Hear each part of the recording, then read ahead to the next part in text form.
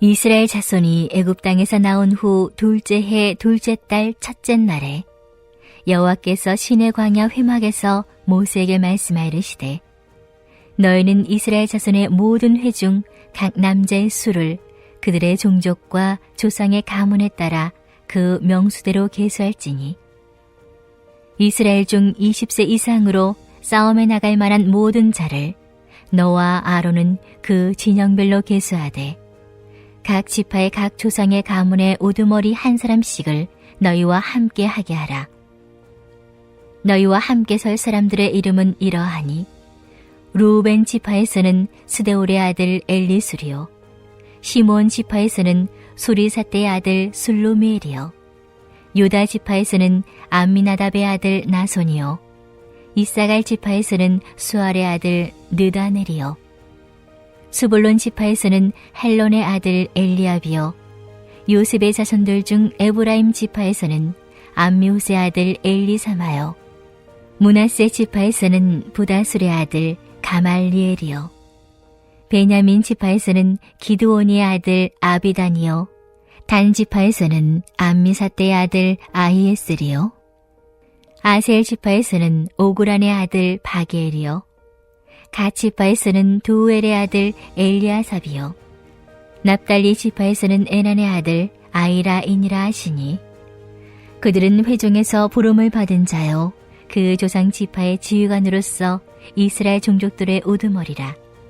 모세와 아론이 지명된 이 사람들을 데리고 둘째 달 첫째 날에 온 회중을 모으니 그들이 각 종족과 조상의 가문에 따라 20세 이상인 남자의 이름을 자기 계통별로 신고하매 여호와께서 모세에게 명령하신 대로 그가 시내 광야에서 그들을 계수하였더라. 샬롬, 사순절 둘째 주일을 맞았습니다. 선물로 열어주신 이 하루도 주님과 동행하면서 허락된 삶의 자리마다 행복한 믿음의 여정, 또 기쁨의 믿음의 여정 이어가시기를 주님의 이름으로 축복합니다. 2025년 새해를 시작하면서 묵상해왔던 요한복음의 여정을 마치고 오늘부터는 구약의 민수기를 묵상하면서 이 사순절기의 믿음의 여정을 이어갑니다. 민수기는 창세기, 출애굽기, 레위기, 민수기, 신명기로 구성된 율법서, 즉 우리에게는 모세오경으로 더 잘 알려진 토라의 네 번째 책입니다. 민수기라는 제목은 백성민자, 셀수, 기록할 기자를 써서 직역하면 백성을 센 기록입니다. 영어로는 numbers, 곧 숫자들을 의미하고 원어인 히브리 성서에서는 보통 성서를 시작하는 첫 문장 안의 문구로 제목을 붙이는데 창세기 같은 경우에는 태초에 베레시트라는 것처럼 이 민수기는 베미뜨마르, 즉 광야에서라는 뜻입니다. 원서의 제목처럼 민수기는 이스라엘 백성들이 출애굽한 이후에 광야에서 가나안의 맞은편인 모압 평지에 이르기까지의 기간을 배경으로 하고 있습니다. 오늘 본문을 시작하면서 설명한 둘째 해, 둘째 달, 첫째 날은 애굽 땅에서 나온 후 13개월이 지나고 이제 14개월 차를 시작하는 첫째 날을 의미합니다. 그러니까 출애굽 제2년차 2월의 첫째 날입니다. 바로 그날에 하나님께서 시내 광야의 회막에서 모세에게 말씀하셨습니다. 이날을 맞이하기까지 우여곡절이 많았지만 하나님이 말씀하신 대로 성막까지 완성하여 봉헌한 이스라엘은 이제 하나님을 섬기는 예배 공동체라는 분명한 정체성을 갖추게 되었습니다. 그런데 이제 하나님께서 20세 이상의 남자들을 계수하여 각 지파에서 한 사람씩 지도자를 세우라고 하십니다. 광야를 지나 약속의 땅 가나안에 들어가기까지 강력한 군대를 이룬 민족들이 곳곳에 자리 잡고 있었기 때문에 오와 또 열을 갖춘 최소한의 조직을 만들도록 하나님은 명령하셨던 것입니다. 강력하고 또 무서워 보이는 민족들의 겉모습과 수많은 유혹 앞에서도 무너지지 않을 공동체를 세워주시기 위함이었습니다. 그런데 사실 이스라엘 조직은 애초부터 보병이나 기병, 또 창병이나 공병 등 고대의 타 민족들이 갖춘 군대 조직으로 구성된 것이 아니라 각 조상의 가문을 따라 이루어졌기에 오와 열은 갖출 수 있었을지 몰라도 전투에는 비효율적인 조직이었습니다. 그러나 여러분, 오히려 그렇기 때문에 그들의 전투력은 사람의 힘에 있는 것이 아니라 바로 하나님의 언약에 있음을 보여주는 것입니다. 만약 그들이 다른 민족과 견주어도 뒤지지 않을 군사력을 갖추고서 전투에서 승리한다면 그들은 곧 하나님 없이도 전투에서 승리할 수 있다고 자만하게 될 것입니다. 반대로 자신들이 너무 오합지졸처럼 보여도 눈에 보이는 그 강력한 민족의 군사력 앞에서 어느 누구도 나서지 못하고 오히려 하나님이 그들 가운데 없다고 자포자기하게 될 것입니다. 그래서 훗날 야게의 아들 아굴은 잠언 30장 8절에서 9절에서 이렇게 교훈한 것입니다. 나를 가난하게도 마옵시고 부하게도 마옵시고 오직 필요한 양식으로 나를 먹이시옵소서. 혹 내가 배불러서 하나님을 모른다. 여호와가 누구냐 할까 하오며 혹 내가 가난하여 도둑질하고 내 하나님의 이름을 욕되게 할까 두려워함이니이다. 아멘. 그러니 여러분, 결국 광야에서 이스라엘의 전술이라는 것은 자신이 조상으로부터 이어져 온 언약의 자손임을 기억하고 그 후손임을 기억하고 하나님이 함께 하시고 앞서 싸우고 계심을 믿는 것이었습니다. 그들과 함께 하시는 분이 누구인지를 분명히 기억하고 그분을 믿는 것이 바로 그들이 광야에서 승리하는 진정한 비결이었습니다. 우리의 인생도 마찬가지입니다.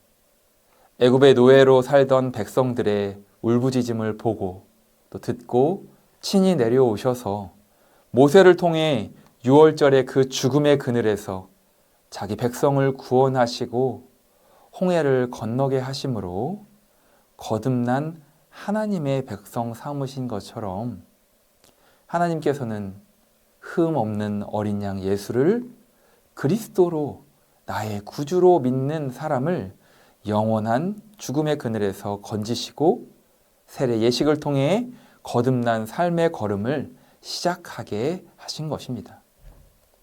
그래서 우리를 그리스도인 또는 하나님의 백성 또는 영적 이스라엘이라고 부르는 것입니다. 여러분, 이것이 바로 우리 그리스도인의 분명한 정체성입니다.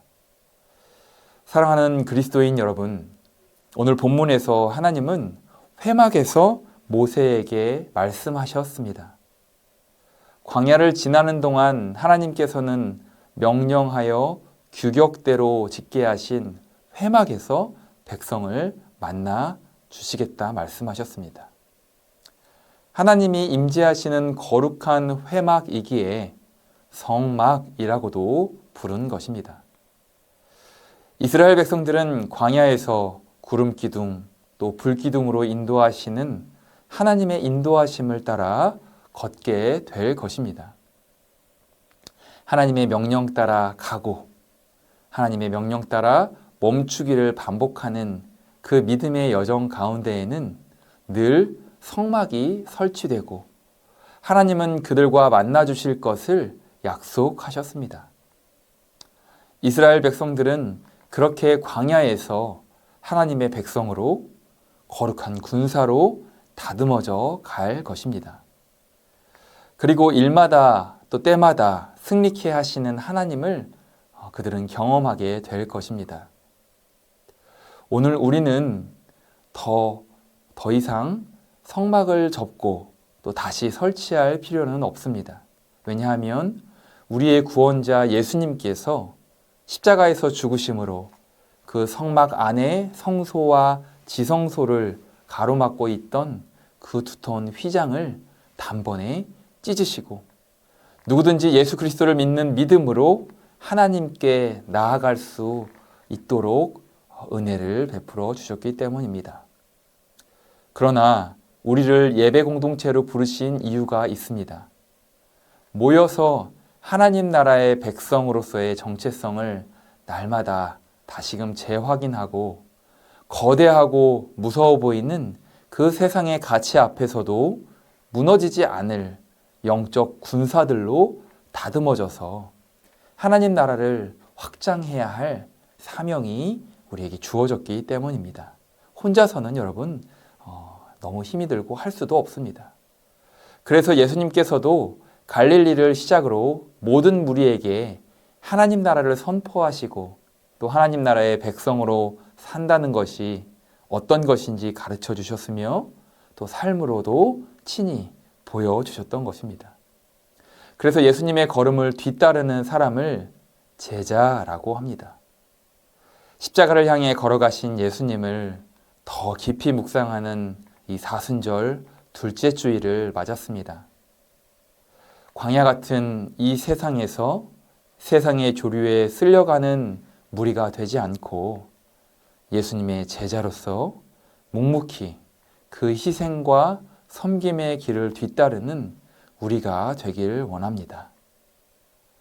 이를 위해 우리는 믿음으로 오와 열을 맞춘 영적 이스라엘 군사들로서 하나님만을 섬기는 예배 공동체, 또 예수님을 뒤따르는 제자 공동체라는 정체성을 잊지 않아야 하겠습니다. 선물로 열어주신 오늘 이 하루도 세상은 여전히 광야 같지만 광야에서도 하나님과 함께 걷기 때문에 바로 그곳이 이 땅에서 맛보는 하나님 나라가 될 수 있는 것입니다. 광야의 거센 바람에 휩쓸리는 그저 휩쓸려버리는 무리가 되지 말고 하나님 나라의 바른 정체성을 품은 예수님의 제자들로서 묵묵히 그 주어진 걸음 걸어가시기를 주님의 이름으로 간절히 축원합니다. 이 시간 함께 기도하겠습니다. 첫 번째 기도할 제목은 사순절 둘째 주일 이 광야의 거센 바람에 휩쓸리는 무리가 되지 않게 하시고 하나님 나라의 바른 정체성을 품은 예수님의 제자로 예수님의 뒤를 따라가게 하옵소서. 두 번째 기도할 제목은 이 나라와 민족을 불쌍히 여기시고 하나님의 통치 가득한 평화와 또 정의의 나라로 회복시켜 주옵소서. 우리 함께 마음 모아 기도하겠습니다.